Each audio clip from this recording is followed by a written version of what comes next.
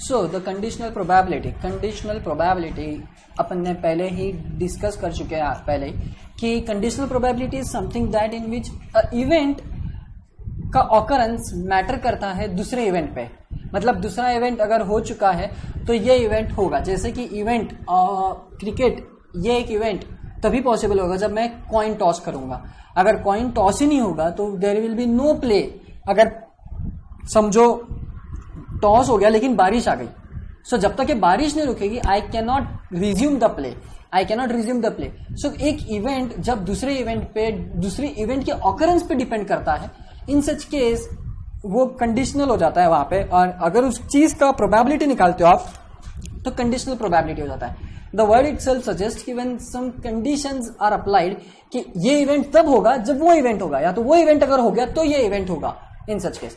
अब अगर event B मेरा अगर हो रहा है, कंसिडरिंग कि ए मेरा हो चुका है, तो उसकी प्रोबेबिलिटी निकालना is nothing but probability of A intersection B over probability of A. Now probability of A intersection B ये कैसे निकलता है? So probability of A intersection B is nothing but, or either you can say that probability of A intersection B is nothing but the conditional probability of B into probability of A. We all know the probability of A. Probability of A मतलब मैं आपको basically बता दूं तो probability of A में आप कुछ भी नहीं करते हो, नंबर ऑफ फेवरेबल एलिमेंट्स जो रहता है ना, मतलब नंबर ऑफ एलिमेंट्स जो आपके पास में A में है, आपको जो चाहिए वो divided by number of sample space में के एलिमेंट है ना। जैसे अगर आपको मैं बोलूं कि आपके पास में एक डाइस थ्रो करना है तो ये आपके सैंपल स्पेस के एलिमेंट्स हो गए। सो एन ऑफ एस क्या हो गया आपका 6। और अगर मैं आपको बोलता हूं कि आपके फेवर में सिर्फ 2 आना चाहिए तो आपके फेवर में क्या हो गया, सैंपल 2 सिर्फ एक ही है आपके सैंपल स्पेस में तो वो एक ही आएगा सिर्फ। एग्जैक्टली अगर 2 रहते, अगर यहां पे 2 रहते, या मैं अगर आपको बोलूं कि इवन नंबर आने का प्रोबेबिलिटी क्या है, so you would have consider this and you would have consider this. तो आपके सैंपल स्पेस में से आपके फेवर में 3 एलिमेंट्स, सो ये आएंगे 3/6। Exactly, and what you consider is the number of elements. Likewise, when you consider the probability of P of A intersection B is nothing but N of A intersection B. N of A intersection B यानी क्या कि अगर 2 events है मेरे पास में, A उसका एक sample space है और B उसका एक सैंपल स्पेस है, सो कंबाइंडली कॉमन एलिमेंट्स कौन से है वो अपन निकालते हैं और उनके एलिमेंट्स में से टोटल नंबर ऑफ एलिमेंट्स, जो common total number of elements है उसका number divided by total sample space. ये टोटल सैंपल स्पेस तो जैसे यहाँ पे 6 था और यहाँ पे आपका एक नंबर आता है वो। सो इट्स सिंपल, इसमें इतना कुछ रॉकेट साइंस नहीं है। अगर आपको सेट्स की भाषा में अगर मैं आपको समझा दूं वेन डायग्राम के through, let me just teach you, show you in terms of Venn diagram.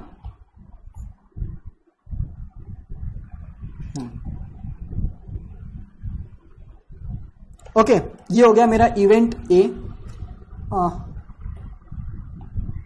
अब ये जो भी सर्कल को लेगा वो सर्कल को ले लेते हैं अपन।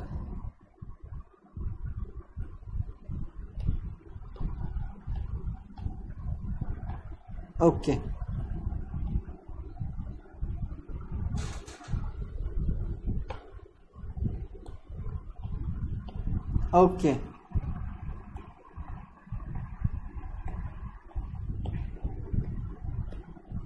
ये हो गया मेरा इवेंट ए और ये हो गया मेरा इवेंट बी।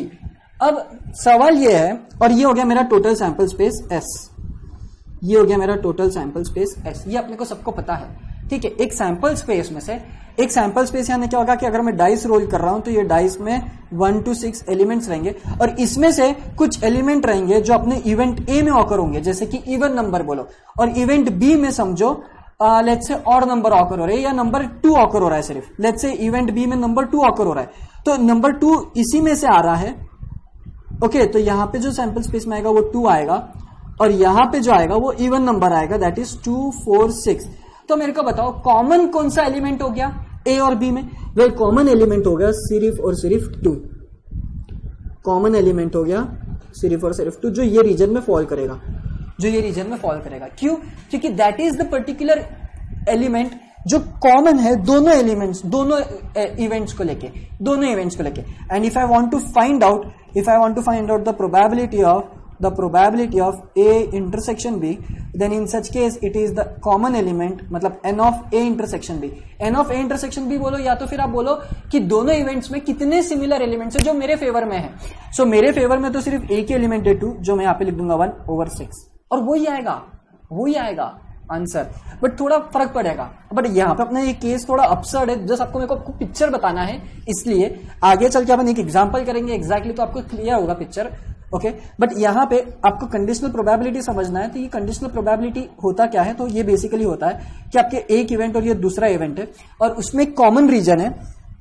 ये जो कॉमन रीजन डिनोट करेगा, जो कॉमन रीजन जो है, ये कॉमन रीजन, ये मैं थोड़ा उसको ब्लैक कर देता हूं, और ये जो है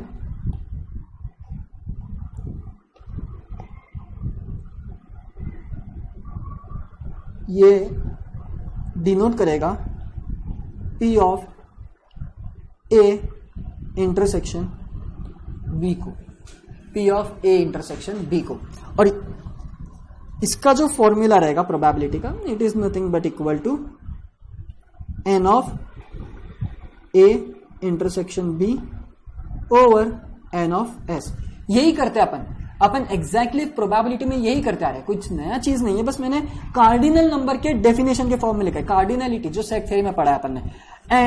and we all know that probability of A, और I would rather write it over here, probability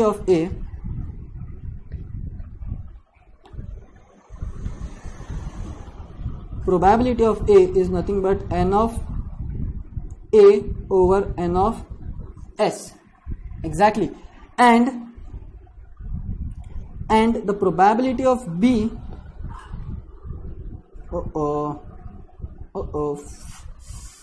वो कलर चले गया, बड़ी मुश्किल से लाया था यार. Probability of B is nothing but n of B over n of S. N of B over n of S. Probably that was the bad idea, using so much boldness.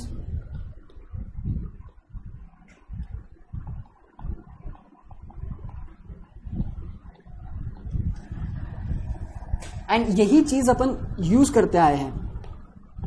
Okay, और ये भी अपन intersection में भी use करें. Intersection is nothing but the similar reason, और एक common part में का आपको फाइंड आउट करके बताना है. So basically this is nothing but my A intersection B. Okay, and that is how you find out the conditional probability. Conditional probability के लिए आपको चाहिए पहली बात तो intersection, cardinality, probability of intersection निकालो. Probability of intersection is nothing but in this way, और आपको प्रोबेबिलिटी ऑफ इंटरसेक्शन मिल गया A intersection B, then it is possible for you guys to find out the cardinality, the probability, conditional probability of a particular event. So whenever they have been asked you the probability of conditional probability of B, तो यहाँ पे division में ध्यान रखेंगे आप A का probability से divide हो रहा है, क्योंकि A is something that has occurred. और जब आप probability of A निकालोगे, conditional probability of A निकालोगे, then in such case you will have probability of A intersection B, तो एक ही रहेगा. That doesn't affect, but what affect is over here. Okay, that is what the change is, and that is how you find the I shouldn't have deleted it, but anyways, okay, ये भी एक चीज है जो आपको ध्यान में रखनी है.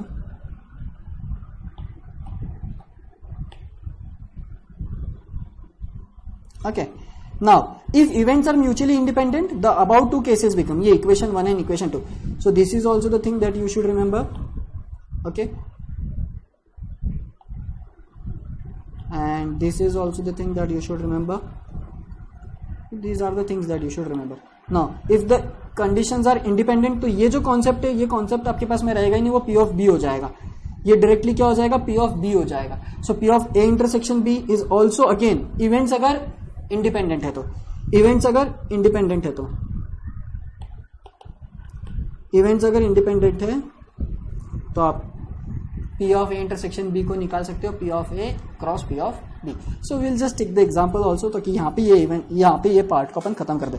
Well, they have asked us to find out P of A by B, or conditional probability of A, when P of A, P of B and P of A intersection is given in this way. So we know the formula for P of A in conditional probability of A when B has occurred is nothing but P of A intersection B divided by P of B, and A intersection B is nothing but 1 by 12.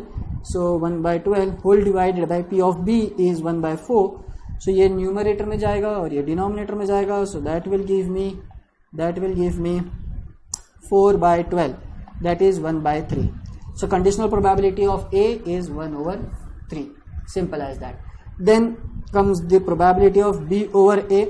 So मैं यहीं पे अगर इसको solve करूँ, so ये 1 by 12 था मेरा और ये था मेरा 1 by 3 एग्जैक्टली. सो ये हो जाएगा मेरा 3 by 12 जो कि हो जाएगा मेरा 1 by 4. So probability, conditional probability is 1 by 4 और यहाँ पे 1 by 3. Conditional probability of B is 1 by 4 and conditional probability of A is 1 by 3 exactly. Now I'll just erase it. हाँ, यहाँ पे अच्छा खासा भी मजा आने वाला है. अब उन्होंने क्या बोला है, अब उन्होंने बोला है अपने को A complement. How do you find out the probability of A complement? अब यहाँ पे अच्छे से ध्यान देंगे. मैं इसको यहाँ पे अच्छे से लिखता हूँ, ठीक है. Probability of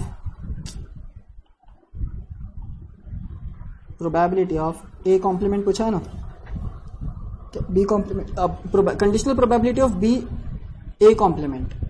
well, one way to do is that, अगर आपको प्रोबेबिलिटी ऑफ A पता है, so you can find the probability of A complement. आपको यहाँ पे पता था 1 by 3 प्रोबेबिलिटी ऑफ A था 1 by 3, तो ये हो जाएगा 2 by 3. 1 minus 1 by 3 that is 2 by 3. So that is simple. आप प्रोबेबिलिटी ऑफ ये 2 by 3 लिख दो यहाँ पे. Probability of A intersection probability of, sorry, इसको I would rather write it in this way. Okay, अब मेन मुद्दा ये है कि इसको कैसे सॉल्व करेंगे. ये बहुत सिंपल है. A intersection B intersection not A is nothing but equal to probability of B minus probability of B intersection A over, you can write it out in this way also, or it's easy to write it out in this way also, which is equal to 2 by 3. ये कैसे आया? अरे ये तो एकदम मतलब क्या बोलते हैं उसको, सेट थ्योरी का अपना ये बेसिक फॉर्मूला के थ्रू भी अपन इसको ला सकते हैं. ऐसा कुछ इसमें रॉकेट साइंस नहीं है कि probability of B intersection A complement क्या होता है. सो A कॉम्प्लीमेंट मतलब वो चीज जो A में नहीं है. तो मैं क्या करता हूँ, मैं पहले तो B की प्रोबेबिलिटी कंसिडर कर लेता हूँ जो है, उसको माइनस कर दूंगा B और A के इंटरसेक्शन के साथ में. तो मेरे को जो ये सब्ट्रैक्शन मिलेगा वो एग्जैक्टली वो एलिमेंट देगा.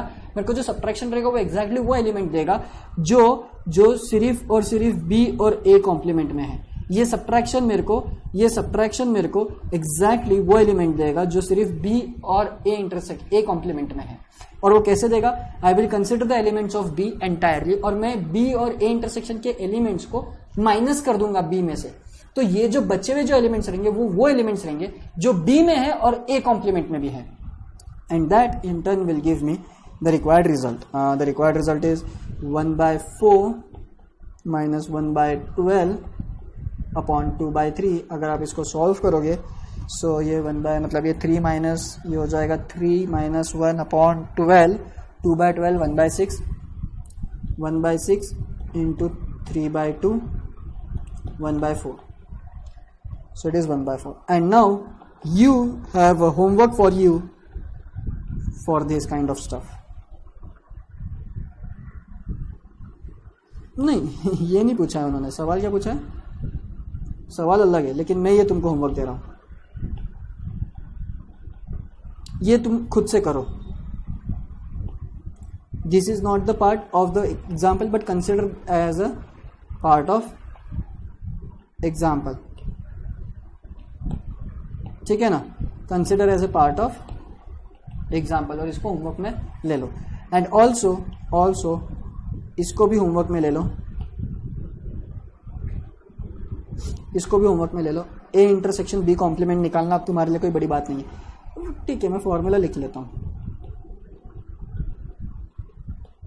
That is how you find out. You know the values, put the values, you will get the answer. So, okay, यहाँ पे ये कंडीशनल प्रोबेबिलिटी कैसे निकालते हैं वो खत्म होता है, and in next session we will be done with the probability chapter. So that's it for me guys, thank you.